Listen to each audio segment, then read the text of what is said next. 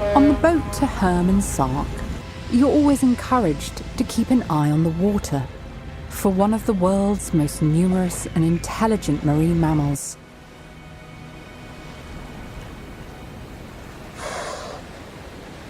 Terpsios truncatus.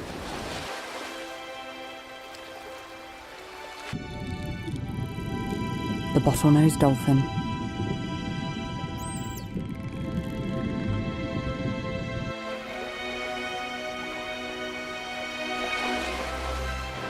From recent studies, we know they are mostly sighted in the Little Russell.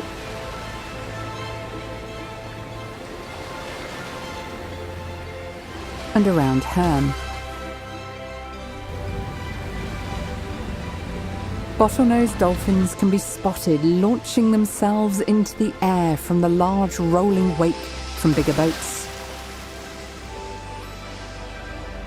They do this for the same reasons humans would if they could swim at 25 miles an hour. 'Cause it's fun. These incredibly curious and playful mammals love to play in the bow wake of smaller boats. As you're staring at them trying to figure them out, they're doing exactly the same. Just like humans, the young are often the most curious and fearless. Here you can see a juvenile swimming up to the research boat and investigating before swimming off to rejoin their pod. Dolphins live mainly in matriarchal groups. The grandmothers, mothers and children will swim closely together, stacked one above the other, with the oldest at the top.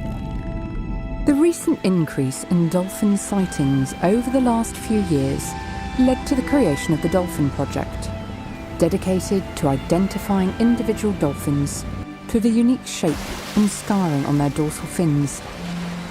We followed marine biologist Zuzana Soltysiak as she worked alongside the Dolphin Project for her graduate fieldwork.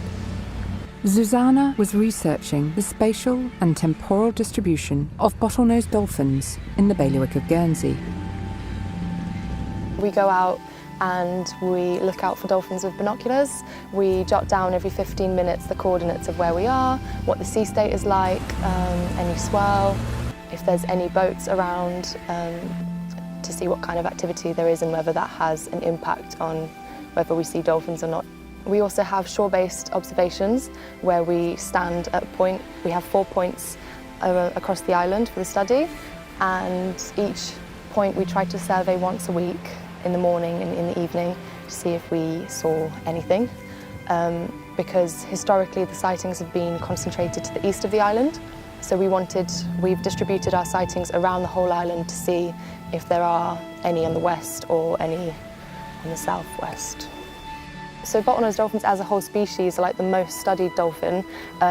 They are all over the world in tropical and temperate oceans, and there are about 467 in captivity in the US alone, and it's used for public display and research. So considering that, we understand things about them, but there's still so much that we don't understand. We don't understand how they express their emotions, how they communicate with one another, and there's still so much to learn about the species.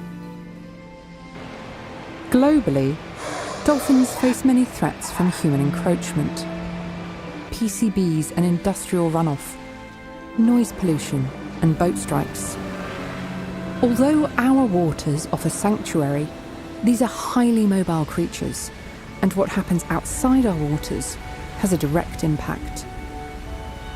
Marine users have more than just bottlenose dolphins to consider. Risso's dolphins can be found travelling through our waters during the summer months. Found in significantly smaller pods, these slower-moving dolphins have a much rounder face, reminiscent of pilot whales.